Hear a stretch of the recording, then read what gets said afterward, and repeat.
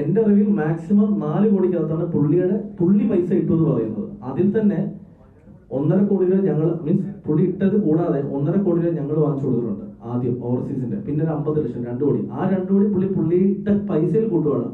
അത് ഇട്ട പൈസയിൽ അത് ബിസിനസ്സാണ്. പടത്തിന് കാശില്ലാത്തതുകൊണ്ട് മുൻപേ ആ ബിസിനസ് നടത്തി കാശ് വാങ്ങിച്ചു എന്നേ ഉള്ളൂ. പക്ഷേ അതൊക്കെ കണക്ക് കൂട്ടുന്നത് പുള്ളി ഇൻവെസ്റ്റ് ചെയ്ത കാശായിട്ടാണ്. അതെങ്ങനെ പുള്ളി ഇൻവെസ്റ്റ് ചെയ്ത കാശാവും? ഞാൻ നിങ്ങളടുത്ത് പറയുന്നത് ഇത് പബ്ലിക് ഓഡിറ്റിങ്ങിന് വരട്ടെ. ഞങ്ങൾ പറഞ്ഞത് ഞങ്ങൾ റെഡിയാണ് ഇരിക്കാനായിട്ട്. അസോസിയേഷൻ ഇരിക്കട്ടെ, പബ്ലിക് ഓഡിറ്റിങ്ങിന് ഇരിക്കട്ടെ. ചെയ്ത പടത്തിന്റെ എല്ലാ പ്രൊഡ്യൂസർ പാർട്ണർമാരും ഒക്കെ ആയിട്ട് നമ്മൾ അസോസിയേഷനിൽ ഇരിക്കട്ടെ. ഞങ്ങൾ ഇരിക്കാൻ ബാധ്യസ്ഥരാണ്, ഞങ്ങൾ ഇരിക്കും. നഷ്ടം അവിടെ ഞങ്ങൾ കാണിക്കണം. അത് ബിൽ ടു ബിൽ കാണിക്കണം. അവർ എഴുതിക്കൊണ്ടുവരുന്ന ബില്ല് നമുക്ക് എന്തായാലും അല്ലെ. ഇതില് ആ ബഡ്ജറ്റ് തന്നതിനകത്ത് നോക്കിയാല് പ്രൊഡ്യൂസർ എക്സ്പെൻസ് എന്നൊക്കെ പറഞ്ഞ് 18 ലക്ഷം രൂപ ഉണ്ട്. ഇദ്ദേഹം അമേരിക്കയ്ക്ക് പോയ ഇദ്ദേഹം ബിസിനസ് ക്ലാസ്സിൽ പോയ പൈസ എല്ലാം പടത്തിന്റെ ബഡ്ജറ്റിലേക്കാണ് വന്നേക്കുന്നേ. ഇദ്ദേഹം വേറെ എന്തോ ആവശ്യത്തിന് എടുത്തെടുത്ത പൈസക്ക് പലിശ കൊടുക്കുന്നത് ഇതിൽ വന്നിട്ടുണ്ട്. ഒരു സിനിമയുടെ ബഡ്ജറ്റിങ് ഇടുമ്പോൾ ഇവിടെ ഇത്രയും സിനിമാക്കാരുള്ളതല്ലേ, നിങ്ങൾക്ക് ചോദിച്ചറിയാലോ. ഇതൊക്കെ ഇതിനകത്താണ് ആഡ് ചെയ്യുന്നത്. എല്ലാ ചെലവുകളും ആഡ് ചെയ്തിട്ട് എനിക്ക് 22 കോടിയായി, എനിക്ക് 20 കോടിയായി എന്ന് പറയുമ്പോൾ ഇതിന് കണക്ക് വേണ്ടേ?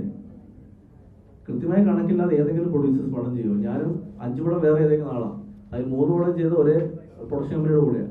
ഇന്നേ വരെ എനിക്കൊരു പ്രശ്നം ഉണ്ടായിട്ടില്ല. ആകെ എനിക്ക് പ്രശ്നം ഇപ്പം ഞാൻ കഴിഞ്ഞ പടം ചെയ്തു ആനന്ദ് ശ്രീബാല. എനിക്ക് അതിന് കിട്ടിയ സാലറി എന്താണെന്നുള്ളത് ഇന്നലെ സപ്പോർട്ട് കൊടുത്ത പ്രൊഡ്യൂസർ നോക്കിയാൽ മതി, അപ്പോൾ അറിയാൻ പറ്റും എനിക്ക് എന്തെങ്കിലും സാലറി എത്താന്നുള്ള കാര്യം. മാളിയപ്പുറം കഴിഞ്ഞിട്ട് അതുപോലെ ഹിറ്റ് പടം ചെയ്തിട്ട് അടുത്ത പടം ചെയ്യുന്ന റൈറ്ററാണ് ഞാൻ. ഇന്ന് ഞാനത് പിന്നീട് ഞാൻ സംസാരിക്കാൻ വന്നിട്ടില്ല.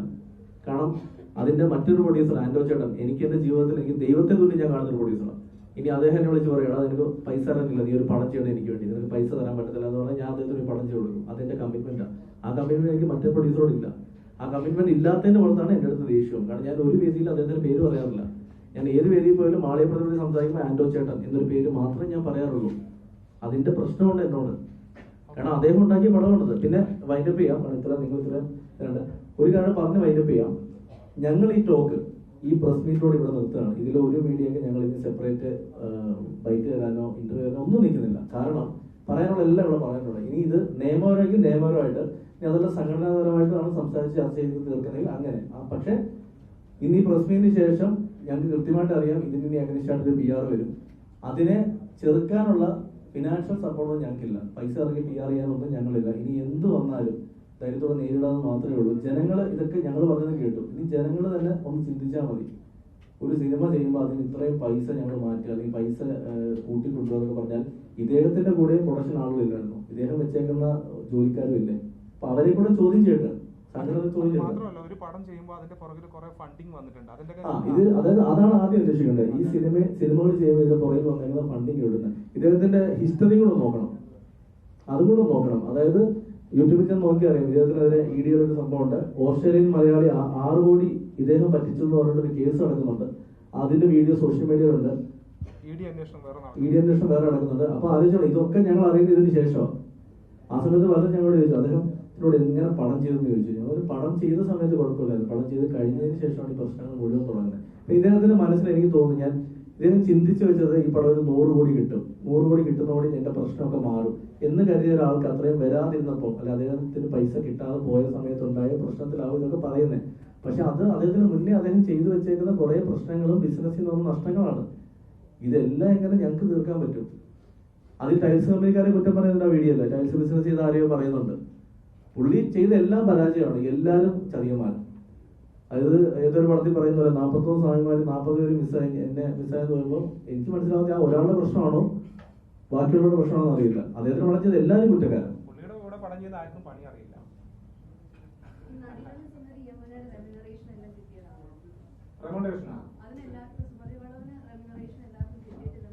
ഡയറക്ടർമാരെ ഞങ്ങൾക്ക് 2 പേർക്കും പറഞ്ഞ തുകയൊന്നും തന്നൊന്നുമില്ല.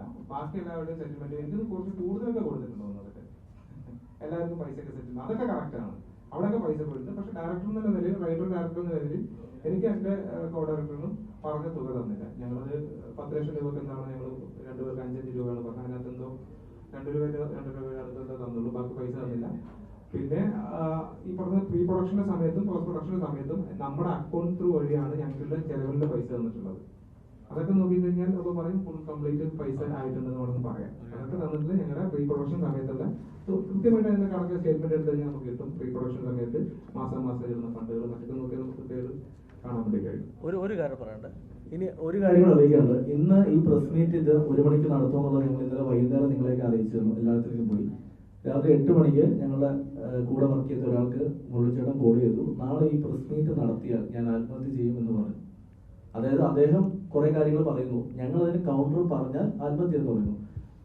അതിന് തൊട്ട് മുന്നേ അതിന്റെ തലേന്ന് അദ്ദേഹത്തിന് പരിചയമുള്ള തളിപ്പറമ്പിലുള്ള ഒരു CI അദ്ദേഹം എന്നെ വിളിച്ചിട്ട് പറഞ്ഞു, നിങ്ങൾ പ്രസ് മീറ്റ് കൊടുക്കാൻ പാടില്ല. ഞാൻ ചോദിച്ചാൽ എന്താ സാർ കാര്യം വെച്ചാൽ പുള്ളി ആത്മഹത്യ ചെയ്തു. അപ്പൊ ഞാൻ സാർ ഈ ന്യൂസ് വന്നിട്ട് ഞാൻ ആത്മഹത്യ ചെയ്തല്ലോ. അപ്പൊ പുള്ളി പറഞ്ഞു, അല്ലാതെ എനിക്കറിയില്ല, ഇത് മേളിൽ നിന്ന് വിളിച്ചു പറഞ്ഞാണ്. ഞാൻ പറഞ്ഞു, സാർ ആര് വിളിച്ചു പറഞ്ഞാൽ ഞങ്ങൾ പ്രസ് മീറ്റ് പോകും, ഞങ്ങൾക്ക് അതിന് ഒരു ദിവസം സമയം വേണമെന്ന് പറഞ്ഞു. ഇത് ഞങ്ങൾ അസോസിയേഷനെ അറിയിച്ചിട്ടുണ്ടായിരുന്നു, അറിയിക്കേണ്ടവരൊക്കെ അറിയിച്ചിട്ടുണ്ട്. ഞങ്ങളുടെ ഭാഗം ക്ലിയർ ചെയ്യാൻ വേണ്ടി ഞങ്ങളുടെ സൈഡ് നിങ്ങളെന്ന് പറയുന്നത് ഞാൻ മീഡിയയ്ക്ക് മുന്നിൽ മീഡിയ അറിയിക്കുന്നതല്ല, നിങ്ങളിലൂടെ ജനങ്ങൾ അറിയും. കാരണം നിങ്ങളാണ് ജനങ്ങളിലേക്ക് എത്തിക്കുന്നത്. അതുകൊണ്ട് നിങ്ങളോട് ഇതെല്ലാം പറയുന്നത്. ഒരുപാട് വിഷമമുണ്ട്. കാരണം ഈ പറയുന്ന അദ്ദേഹം പറഞ്ഞ പോലെ തന്നെ കുടുംബ കുട്ടികളൊക്കെ ഉണ്ട്. എനിക്ക് 2 പെൺകുട്ടികളാണ്. അവരച്ഛനെ വിശ്വസിക്കുമെങ്കിലും നാളെ അവർ സ്കൂളിൽ ചെല്ലുമ്പോൾ ഈ അച്ഛനെ പറ്റി ന്യൂസ് കണ്ടല്ലോ എന്നൊക്കെ മറ്റേ കുട്ടികൾ വരുമ്പോൾ അവർക്ക് സങ്കടമായിരിക്കും. അദ്ദേഹത്തിനും കുടുംബമുണ്ട്, ഈ പറയുന്ന മുരളിച്ചേട്ടൻ്റെ കുടുംബമുണ്ട്, അദ്ദേഹത്തിന്റെ ഭാര്യയും മക്കളെയൊക്കെ ഞങ്ങൾക്കറിയാം. ഈ വീഡിയോ പുറത്തു പോകുമ്പോൾ ആ കുട്ടികൾക്ക് പ്രശ്നമാണ്. അദ്ദേഹം അബദ്ധത്തിൽ ചെയ്തൊരു സാധനം അദ്ദേഹം പറയുന്നു, പക്ഷെ അതിനെ അദ്ദേഹത്തിന് ചെറുക്കാൻ പറ്റില്ല. ഞാൻ അടുത്ത ദിവസം പറയാം, ചേട്ടൻ ഒരു പോസ്റ്റ് ഇടും, ഒരു പഴയ വീഡിയോ അബദ്ധത്തിൽ അപ്ലോഡ് ചെയ്യാൻ ആരും യൂസ് ചെയ്യാൻ പാടില്ല എന്ന് പറഞ്ഞൊരു പോസ്റ്റ് ഇടാൻ പറയുന്നു. അന്ന് എനിക്ക് തോന്നുന്നു പുള്ളി പോലീസിൽ അറിയിച്ചതെന്ന് തോന്നി, ഈ വീഡിയോ മിസ്യൂസ് ചെയ്യാൻ പാടില്ല. പക്ഷെ ഇന്ന് ഇവിടുത്തെ പല മീഡിയാസും ആ വീഡിയോ ആണ് പുറത്ത് വിട്ടുകൊണ്ടിരിക്കുന്നത്. മറ്റൊന്നും പറയാനില്ല, ഇത്രയേ ഉള്ളൂ. Thank you. നിങ്ങൾക്ക് വന്നതിൽ ഒരുപാട് സന്തോഷം.